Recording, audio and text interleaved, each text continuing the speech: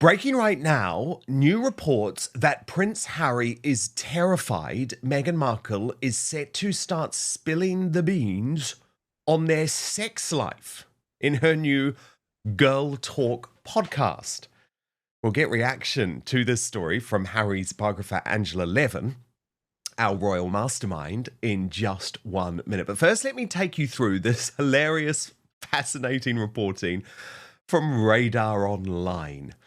Prince Harry is terrified his wife Meghan Markle will lift the lid on their bedroom secrets to make a few bucks. She's launching a new podcast series with the promise of girl talk, and the Duke of Sussex has been left petrified. It means his wife is gearing up to spill all about their sex life, Radar Online can reveal.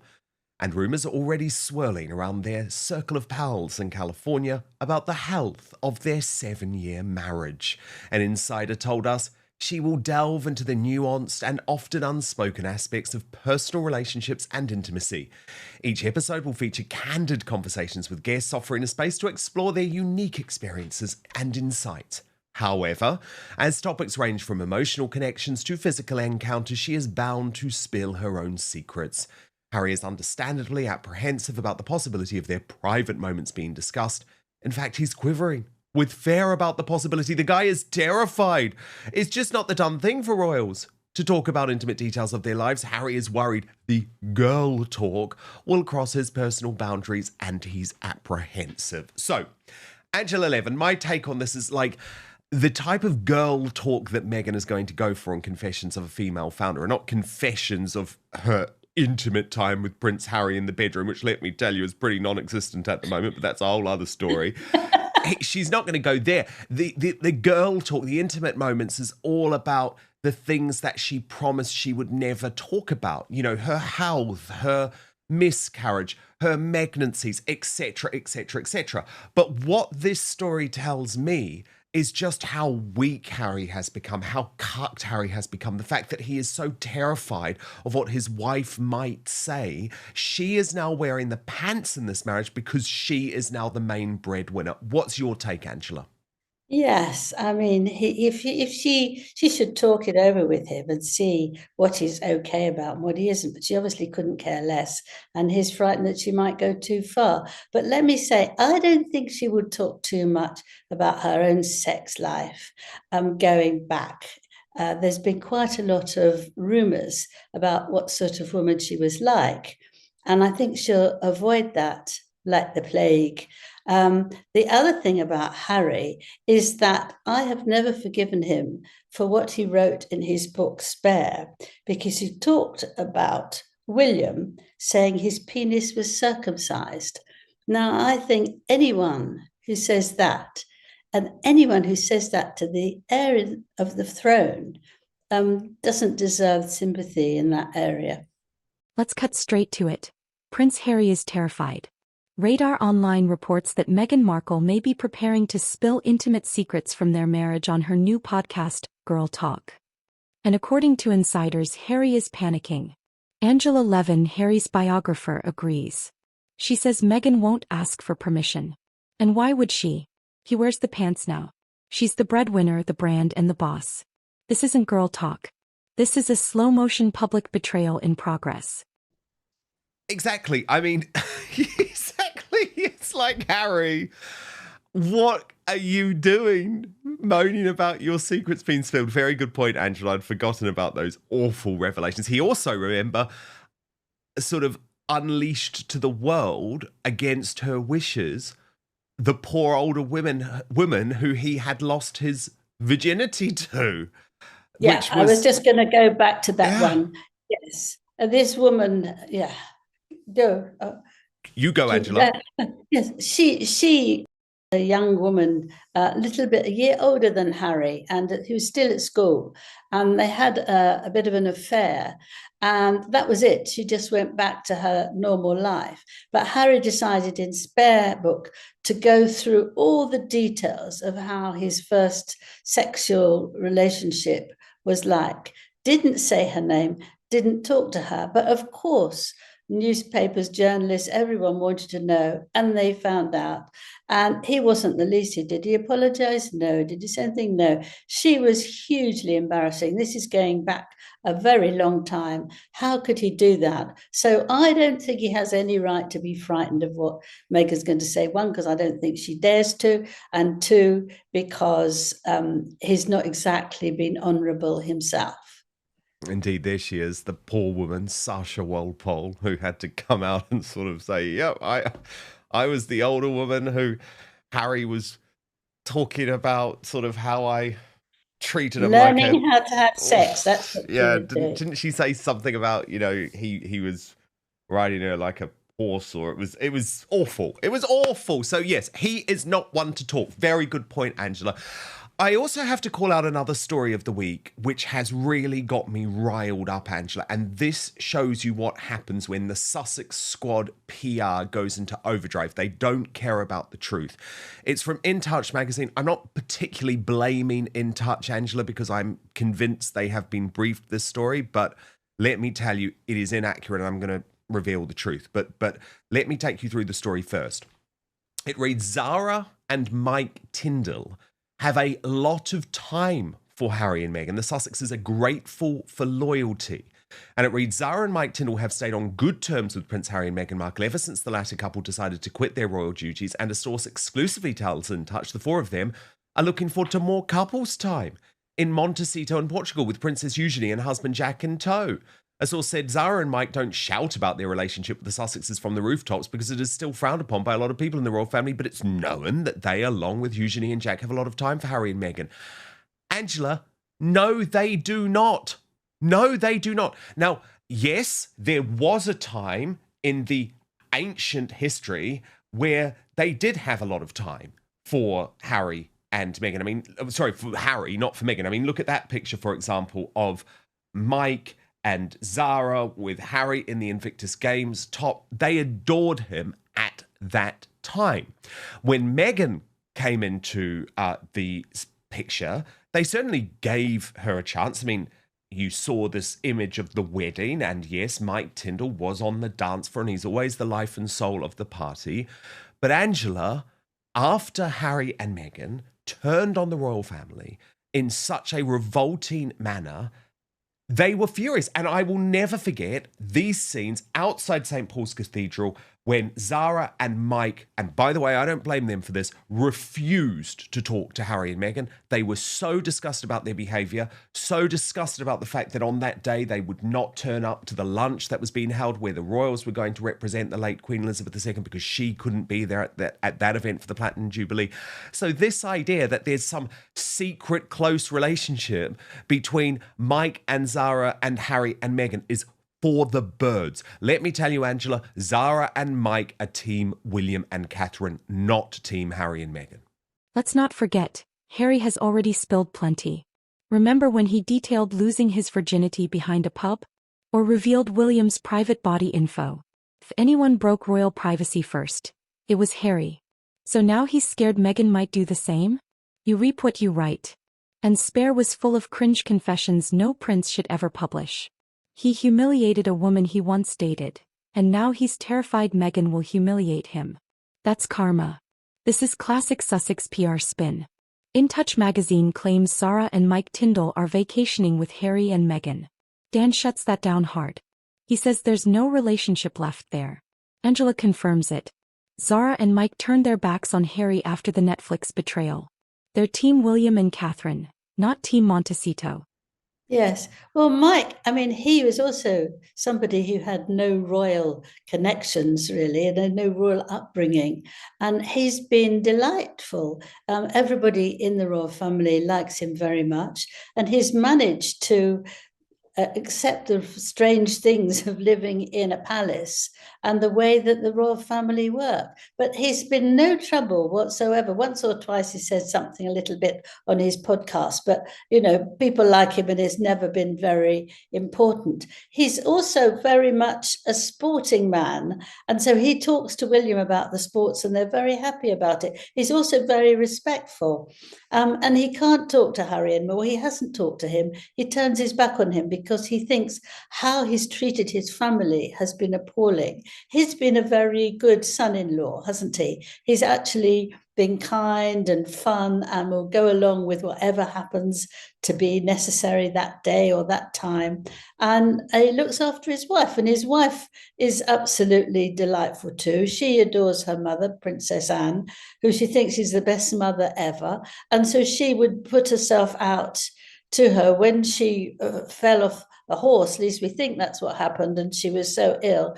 They were both there, watching her and making sure she was all right. And when she came out, they visited her and made sure she was all right. But Meghan is only about her, so she doesn't make you feel that you're any special. And Harry has been dropped because he's with somebody who is so rude and negative, and the stupid things he's done, like in his book. We've mentioned a few of them now, but that was a terrible mistake doing that book, and that's why I don't think he'll do a second one, actually, because it will be. Well, I guess it depends how desperate he is for the money, Angela. I mean, remember, he has a 3-book deal. And so, the publisher might let him walk away, but if he needs the money, he may well have to. And that is what's going to be incredibly interesting about this. But yeah, I just think, God, the Sussex machine. Well, Eugenie actually isn't going to be with Harry. I mean, they fell out over Piers Morgan. Yes, exactly. They saw her eating with Piers, and Harry was absolutely furious, and is absolutely furious with anyone else who is there. It's not his business to tell her what to do, but he felt that she owed the loyalty to him. Now, they're both going to meet and be friendly and it'd be lovely, is just a nonsense, isn't it? Well, yes, and the thing is, Piers Morgan actually spoke about this, Angela, and said that when Harry saw these pictures, and remember, there were a whole load of people there, Angela, like James Blunt, the very successful singer, but when Harry saw those pictures, he went ballistic and cut all contact with Eugenie, and Eugenie had been the most loyal member of the royal family. So, as I say, the idea that Zara and Mike as somehow having this secret clandestine friendship with Harry and Meghan behind the backs of the royal family, behind the backs of the media, it's just not true. So good luck trying to spin that one, Sussex Squad or the Sussex PR machine, but it's just not true. Angela, I want to ask you about this new story that has emerged this week about Prince Harry and the Centre Bali charity. Of course, we know he's embroiled in this legal row with Dr. Sophie Chandoka, but this headline caught my interest because it said Prince Harry lost interest in the African charity after marrying Meghan. I know you know a lot about this story. What's going on here? Harry blew up the bridge. The family isn't rebuilding it. Body language says more than any press release. Meghan literally blocked Harry in public. He looked like a spare part, awkward, silent, invisible. Angela calls him a protection officer, not a prince. And she's right. Meghan's not just sidelining him, she's erasing him. Well, yes. I mean, I think that Meghan just didn't want him out of sight. And I think that Dr. Chanduka has been quite upset that they would go to Africa and actually not visit the charity. That's really unnecessary, isn't it? So near but so far. And I think that it's really that Meghan wanted to go to Africa where she would be treated like a royal and she would be spoilt and get presents and, be snobby. But there wasn't going to be that sort of thing in Centre Bali. It was a thing where people are unwell, they've had HIV or AIDS, and it wasn't in the same area, so she didn't want to. So Harry, obviously, I think, was not allowed to. And but what's very interesting is that he did got the charity going with the prince and his brother called Prince Chief Okubani Theko. He's a leading member of the royal family, their royal family there. And he said that what happened was that Harry was no longer any no longer any interested, had no longer had no longer interest in the charity, and he killed the spirit of it. And the money stopped or was much lower. But this is what he did. He killed the spirit of it. And this was something that he really wanted for his mother because of the things that the children there were suffering from. And this was supposed to be something that she would have been very proud of him. So she dropped that. So his feelings about his mother actually can't be that dramatic or that important if he could actually drop a charity that she would have been absolutely delighted that he was very involved in. And I think that that's really what gets you, because all this talk about Diana and Diana and Diana, but if it's a difficult one and if it's not quite royal and they get loads of money for it and all that sort of thing, then takes no notice of it. No, indeed, indeed. Now, Angela, in terms of Harry and Meghan's briefing to the media, it got even weirder with this story in People magazine, which currently seems to be their favorite, which was headlined Meghan and Prince Harry take Prince Archie and Princess Lilibet on a celebratory spring break trip. And they say that the two children are the center of Harry and Meghan's, quote, happy bubble at home. Yet in her podcast this week, and I'll play this to you shortly, Angela, she actually talks about the fact that she finds parenting very overwhelming.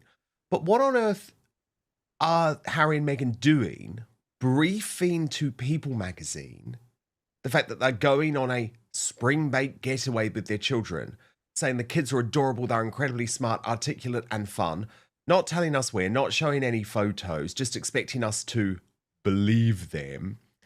This is the behavior of like a Z-list celebrity. This isn't a royal couple.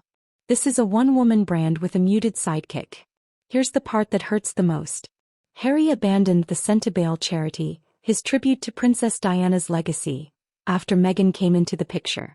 The local royal partner says Harry killed the spirit of the charity. Angela believes Meghan didn't want to rough it in Africa.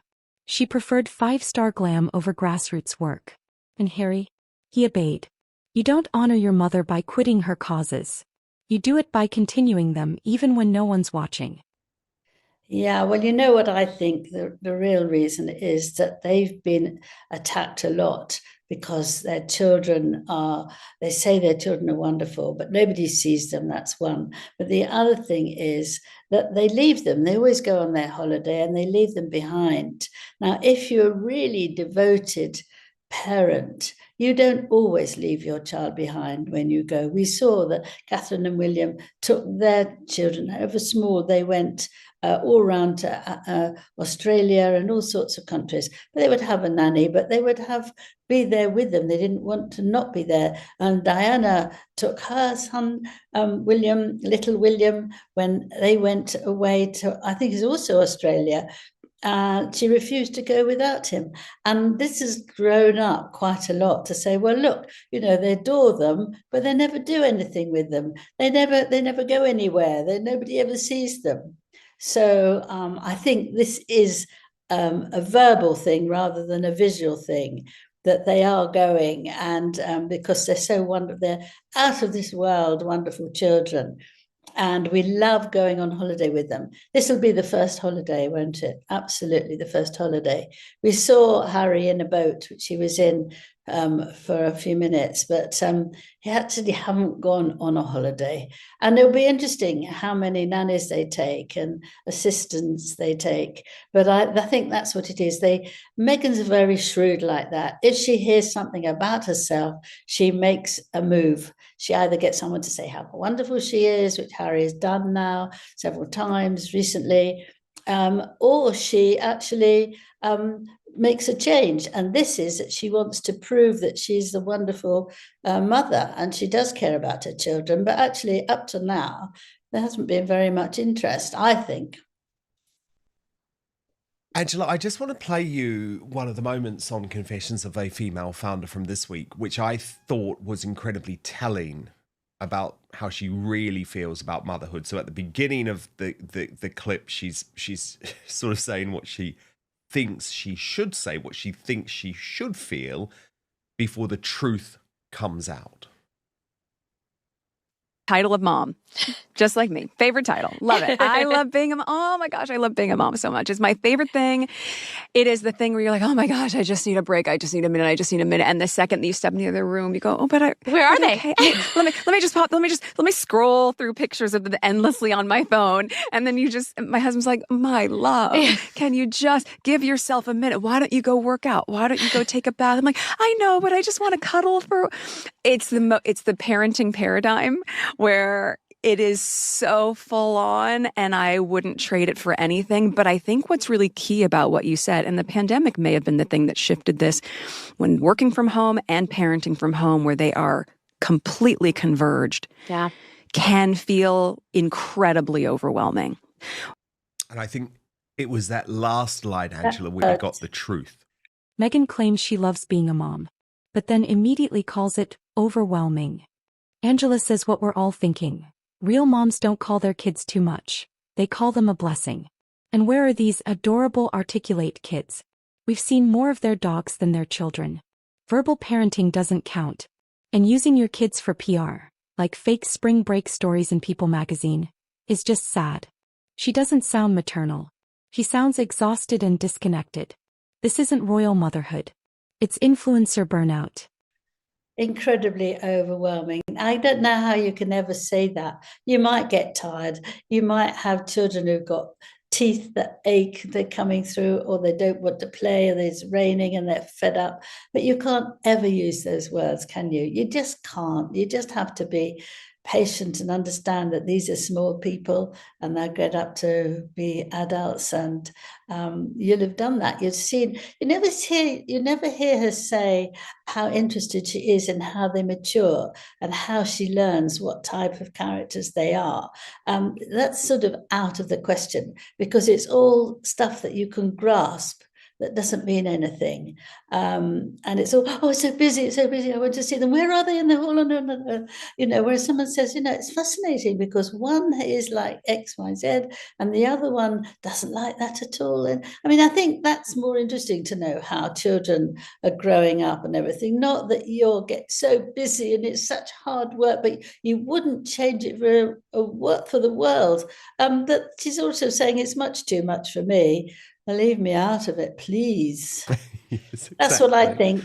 Exactly. Angela, can we please talk about King Charles? Because you're a little bit concerned about a throwaway comment that he made, I believe, in Italy, which might actually, I guess, sort of cast some light on just how serious his current cancer battle is. Yes, he was going to plant a tree in Rome during their 20th anniversary celebration. And he said, I hope to live long enough to see it grow a bit. Now, those two words, a bit. Does this mean, is it one of his jokes? Because he often makes these jokes about him not going to be here in the next time and all that sort of thing. But this one was so tight, wasn't it? A little bit. And I thought, is he trying to tell us something? And if he's not, why did he say that? I mean, I think it is such a terrible mistake. My heart jumped actually when I read that, because surely that's not the right thing to leave us with after a wonderful time in Italy. And I hope it was a sort of silly joke. I hope it's not an idea for us to remember that this is when he told us what was happening. It's very upsetting. And I hope if he hears that, which I doubt, that he will say something about, oh, don't be silly. I absolutely meant this as a joke. That's what I'd like to hear. I know. Sadly, I don't think he was really joking. That is the worrying thing. But of course, he's a fighter, and He is determined. And that is a big deal. That is a big deal if you're battling cancer.